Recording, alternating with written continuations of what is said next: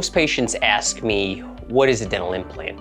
A dental implant is the same type of material that's used in, a fake hip, and it's a titanium screw that is rested underneath the gums, and we build the tooth off of it. Most people wonder, does it hurt?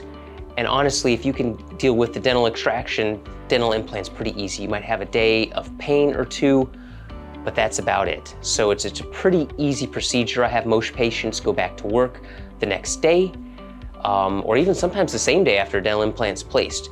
So I don't want you to be scared of a dental implant. It's a really easy procedure, and it's a great way to get your tooth back.